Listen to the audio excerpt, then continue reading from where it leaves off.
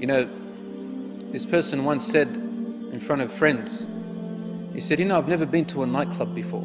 Everyone looked at him with shock because he said, I've never been inside of a nightclub. All of a sudden, a nightclub not being in there is a shock to everyone. Another one said, you know, I've never kissed a girl before. Everyone looked at him in absolute dismay. Not only in dismay, they thought he's a loser. And now they make movies about, you know, men who are losers because they can't get women, and they call them wimps and they're cowards. How things have changed around. Where women have lost their absolute value, men have lost their value, and this type of behavior is considered to be noble and courageous. Allahu Akbar. You're a warrior, you're a hero if you can serve your lusts and temptations. And then you have issues of rape and crime, and then you've got laws, especially in Western countries, that can't even solve anything. Just the other day I read in the paper about a man who was convicted in the court of law in Sweden. He was convicted of rape. You know what kind of rape? It says that the woman, she agreed to have intercourse with him. But, excuse me for the expression, he used some kind of contraception, I don't want to say its name, and the contraception broke. Based on that, she won in the court by claiming rape, even with her consent. So now their own laws can't even solve their own problems. They bring more laws that bring more problems for them. And Allah says in the Quran, والله يريد أن يتوب عليكم ويريد الذين يتبعون الشهوات أن تميلوا ميلا عظيما يريد الله أن يخفف عنكم وخلق الإنسان ضعيفا. Those who follow their own lusts and temptations, they want to lead you astray, away very far.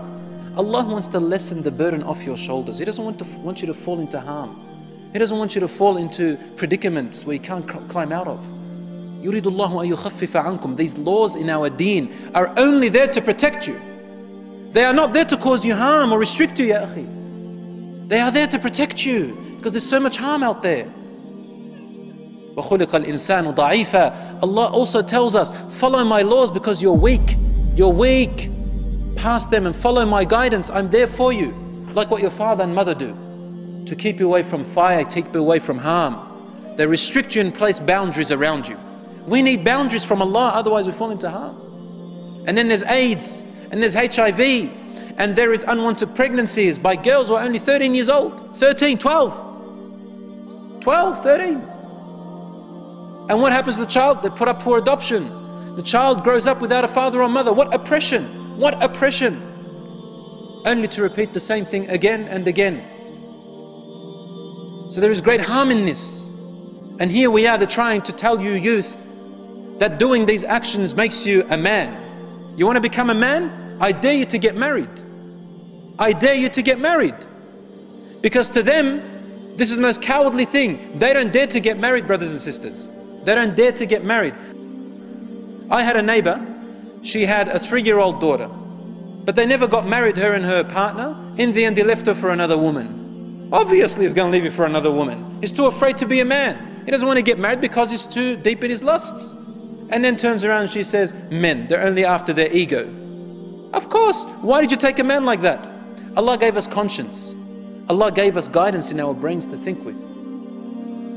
And so Allah forbids us from these things because not to bring us harm. And you know what's sad? Unfortunately, 80% of the time, majority of the time, women are the victims. Women are the victims in this situation. So you can see it's reversed now. What does the man want? The man wants to use and abuse the woman. Use and abuse the woman.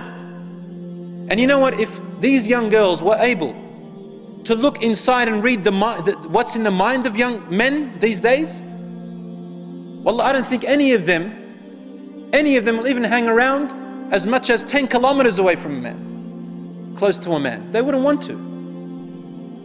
But the men, they like to deceive women. Wicked men, they like to deceive women. Wicked men, non-God-fearing we're talking about. And then you get this poor woman who thinks that, he's my boyfriend.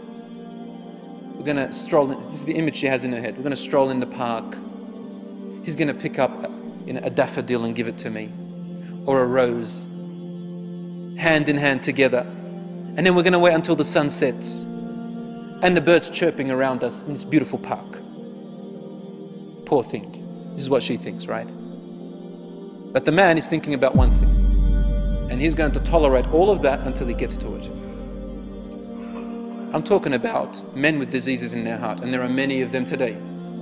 With the tabloid, with all the sceneries that you have out there, and all the things that are occurring, I feel very sorry for a lot of women, and I feel very sorry for a lot of men who have sold their youth and sold their chastity, sold their dignity to be so cheap.